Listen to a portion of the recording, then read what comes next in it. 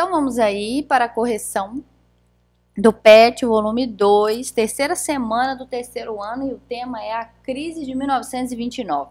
E aí, nessa primeira imagem aí, nessas imagens eu coloquei uma criança segurando aqui um cartaz, né? E dá para você ler. Você pode dar um emprego para o meu pai? E aqui tem um cartaz onde tem era o auge aí da vida americana, que falava que não há nada melhor do que o estilo de vida americano, né? E é uma família feliz, curtindo num carrão, até o cachorrinho aqui. E na frente desse cartaz que exaltava esse estilo consumista do norte-americano, tem aí uma fila de pessoas à espera de uma sopa que estava sendo doada para eles no período da crise de 29, quando todos perderam aí suas fortunas, seus empregos e etc. Atividade 1 pede para você analisar a imagem a seguir. Essa imagem é a imagem de Guernica. É um quadro pintado aí por Picasso, e como você pode ver, as características do Picasso eram usar imagens cúbicas nas suas pinturas. Nessa aí, para expressar o horror da guerra, ele colocou aí esses tons escuros, marrons, né, como se para poder dar um ar de suspense e terror. Você pode ver nesse cantinho aqui uma mãe chorando desesperada com seu filho no colo morto, pedaços do corpo humano para todo lado, pedaços de animais. Se você observar bem, partes do corpo espalhado, partes de uma arma quebrada, uma pessoa gritando desesperadamente aqui. Enfim, mostra um pouco do horror da guerra que ele quis expressar aí nesse quadro. E aí vem Guernica, painel produzido pelo pintor espanhol Pablo Picasso, procura em linhas cúbicas retratar os horrores provocados pela Guerra Civil Espanhola, processo militar associado à escalada do nazifascismo sobre o continente europeu. Na verdade, a obra do pintor espanhol revela também um dos aspectos da crise de valores vivenciada pela sociedade capitalista ocidental no período entre guerras, definido entre a assinatura do Tratado de Versalhes, a invasão das tropas nazistas de Hitler sobre a Polônia. Historicamente, este período foi caracterizado pelo enfraquecimento dos valores da ordem capitalista liberal, já abalada ideologicamente pela vitória da Revolução Socialista Russa em 1917, que apontava uma nova proposta de organização social de Estado. Na esfera econômica, a ordem capitalista vivenciou, a partir do crack da Bolsa de Nova York, a crise mundial de 1929, responsável pela adoção de medidas distintas em relação àquelas usualmente praticadas pelo receituário liberal. Na esfera política, os valores da democracia ocidental neste período foram também perigosamente ofuscados pela ascensão dos regimes nazifascistas, propositores do totalitarismo de direita.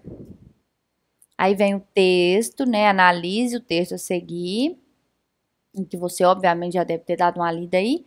Parte dele agora nós vamos utilizar nas respostas das questões. Então vamos lá. Estabeleça, com base nas informações fornecidas pela matéria jornalística, que é aquele texto azul que eu acabei de mostrar, as diferenças e as semelhanças da crise financeira global iniciada em setembro de 2008 e a crise de 1929. A semelhança. Todas as duas teve início nos Estados Unidos e se espalhou, atingindo outros países. A diferença. A crise de 1929 foi uma tragédia social e econômica. Quebrou mais de 1.800 bancos, derrubou 20% e o PIB das 7 maiores economias do mundo, provocou desemprego de até 33% nos Estados Unidos. A crise de 2008. O governo dos Estados Unidos e a União Europeia agiram com rapidez e energia para debelar a crise financeira, para evitar que ela transformasse numa crise social. Então, a princípio, as diferenças são essas, basicamente essa. A crise de 29 foi uma tragédia social e econômica, que não prejudicou só a economia dos países, prejudicou também a vida social das pessoas que perderam seus empregos, perderam suas casas, perderam, o básico para viver. E em 2008, os governos já estavam mais preparados para esse tipo de ocorrência e agiram rapidamente para contê-los, ok? Atividade 2, tem um outro texto aqui que fala sobre também a crise de 1929. E vem a questão, explique o crack da Bolsa de Nova York com base em argumentos apresentados no texto. Aí eu coloquei em minhas palavras aí, o aumento desmedido de investimento na Bolsa de Valores, pequenos, médios e grandes investidores passaram a aplicar suas economias ou sobras em ações. Muitos acreditavam ser a melhor forma de ganhar dinheiro sem fazer esforço. Empresários, contagiados pela febre do lucro fácil, especulavam, aumentando artificialmente os preços de suas ações, estimulando a corrida às bolsas de valores. Percebendo que os valores de suas ações haviam subido exageradamente, milhares de investidores começaram a oferecê-las à venda. E como não havia compradores, o preço desabou, ocasionando o crash da Bolsa de Valores de Nova York. Isso aí, gente, essa questão aí de ações de bolsa de valores, ações de uma empresa, é uma questão um pouquinho complexa, mas é basicamente o quê? Uma empresa, ela vende ações, ou seja, partes de sua empresa para outras pessoas que queiram participar. O que eles fazem? Eles pegam esse dinheiro dessa compra das pessoas e investem, né, ainda mais no crescimento da empresa. A exemplo aí, nós temos a Petrobras, que é uma empresa brasileira. Muitas pessoas compram ações da Petrobras. Quando a Petrobras está tendo lucro, essas pessoas que têm 1% de ação sequer, eles obtêm o lucro com ela. Mas se a empresa falir e quebrar, eles vão quebrar, falir junto com a empresa, entendeu? E nessa época aí, a Bolsa de Valores de Nova York tinha muitas empresas que aumentavam, né, de mentirinha, aumentavam aí os valores das suas empresas e das suas ações, valorizavam elas para as pessoas começarem a querer comprar e esse valor aí que eles colocavam aí especulativo, aumentado artificialmente, fazia com que as pessoas muitas vezes quisessem vender. E quando subiu muito, aí eles falaram, nossa, agora eu vou ficar milionário, eu vou vender a minha ação para poder eu pegar esse dinheiro e embolsar ele e tudo, né? Mas como esse era aumento artificial, um aumento fictício, eles começaram todos quererem vender. Quando todo mundo quer vender, o preço fica super barato. Quando não é assim, quando é o contrário, tem poucos comprando, o preço mantém-se instável ou sobe. Mas se todo mundo quiser vender, vai cair o preço. E foi o que aconteceu. Todo mundo quis vender as suas ações ao mesmo tempo. Foi o que ocasionou aí a quebra da Bolsa de Valores. A atividade 3 tem outro textinho e as questões. Por que, segundo o texto, a crise norte-americana afetou o mercado internacional? Devido ao fato de os americanos terem recolhido seus investimentos no exterior, passando a importar menos, o colapso atingiu rapidamente outros países. Em toda parte, a população diminuiu e o comércio retraiu-se e o desemprego aumentou. Então, quem tinha investimento fora, né, teve que pegar o seu dinheiro de volta, teve que deixar de investir fora. Isso ocasionou aí crises no mundo inteiro. Vocês já devem ter visto aí em alguns anos anteriores, né, e em matérias vocês ainda verão que a crise de 29, ela atingiu o Brasil, né, inclusive com a venda de café, né, os Estados Unidos eram um dos maiores importadores de café, do café brasileiro, e estavam passando por uma crise, ia comprar café como? Então ficou aqui muitas sacas de café estocada aqui no nosso país, sem serem vendidas, porque não tinha como eles comprarem, né, com tantas coisas acontecendo, não ia dar prioridade para compra de café, né. Letra B. Apresente, segundo o texto, os principais sintomas internos e externos da crise norte-americana. Aí eu coloquei esse textinho aí que você, colocando tudo, já responde tudo, tá? Uma especulação desenfreada tinha levado os valores dos títulos às ações a alturas fantásticas. Quando a confiança se abalou ligeiramente, seguiu-se a venda igualmente desenfreada dos títulos, que cresceu como uma bolha de neve, ocasionando um colapso espetacular no mercado de títulos. No espaço de um mês, o seu valor caiu 40%.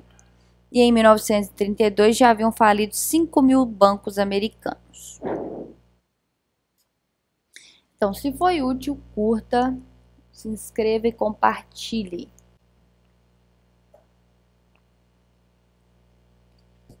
Correção, semana 4, PET, volume 2, terceiro ano, e o tema é o New Deal, o novo acordo. Mas, afinal de contas, o que foi o New Deal, esse novo acordo? Esse novo acordo foi uma promessa aí que foi toda norteada na campanha do presidente Franklin Delano Roosevelt nos Estados Unidos. Ele e uma equipe dele, inclusive o economista aí John Maynard Keynes, criador do keynesianismo, o Keynes ele visava assim uma intervenção do Estado na economia. Antes do liberalismo econômico, o Estado não podia intervir. Agora, né, com o keynesianismo, o Estado veio a intervir na economia. Então, o que eles fizeram com isso? Por meio de investimentos públicos, né, eles acreditavam, né, que eles poderiam aí alavancar os Estados Unidos, o que estava acontecendo com eles aí com essa crise de 1929, como que eles sairiam dessa crise. Aí, quando o Delano Roosevelt entrou na presidência, ele fez um investimento de 4 bilhões de dólares em obras públicas. Ele construiu aí então aeroportos, usinas hidrelétricas, hospitais, portos, represas, né? Ele limitou a produção industrial, que o pessoal dos Estados Unidos estava produzindo muito e vendendo, principalmente pouco depois da Primeira Guerra Mundial, né? Os países lá da Europa estavam destruídos, eles precisavam de importar quase tudo, eles compravam quase tudo dos Estados Unidos, então a indústria dos Estados Unidos fabricava muitas coisas antes da crise de 29, né? Mesmo com a diminuição dessa compra, né, das pessoas lá da Europa, eles continuavam produzindo muito, então Franklin Delano Roosevelt interviu nisso aí, né, para diminuir a produção, e automaticamente aumentar um pouco, elevar um pouco os preços desses produtos que estavam muito no mercado, que é a lei da oferta e procura, né, gente? Quando tem muito, fica muito barato. Quando tem pouco, o valor é um pouco maior também. Aí eles diminuíram aí a jornada de trabalho, fixou um salário digno para os trabalhadores, seguro-desemprego, seguro-velhice. E, né, a partir de 1933, a renda lá nos Estados Unidos começou a voltar, a crescer novamente. As pessoas passaram a ter um emprego justo, uma moradia justa, através desse programa criado aí, o New Deal, pelo Franklin Delano Roosevelt, no governo de Franklin Delano Roosevelt. Atividade 1. Esses dois textos aqui são trechos que falam do ex-presidente Franklin Delano Roosevelt dos Estados Unidos, tá? Aí vem a primeira pergunta. A situação descrita por Roosevelt revela alguma relação de identidade com a percepção de Calvin Coolidge e Herbert Hoover sobre a realidade norte-americana? Por quê? Não. Os presidentes citados acima, porque esses dois aqui eram presidentes dos Estados Unidos, anterior ao Delano Roosevelt, possuíam visão diferentes do Delano Roosevelt, que foi quem implantou o novo acordo que alavancou a economia dos Estados Unidos. Estes outros dois presidentes aqui tinham, né, visões mais modestas sobre o que acontecia com a crise de 1929. B. Descreva o foco da advertência proferida nos trechos do presidente Roosevelt. E aqui são trechos, né, principalmente desse trecho do discurso de posse, trechos que eles usaram aí para a campanha do Delano Roosevelt. Aí ele fala assim, ó, 1/3 de nossa população, cuja esmagadora maioria está desempregada na agricultura ou na indústria, é mal nutrida, mal vestida, mal alojada. Então ele fazia toda uma campanha, né, sobre os problemas sociais dos Estados Unidos.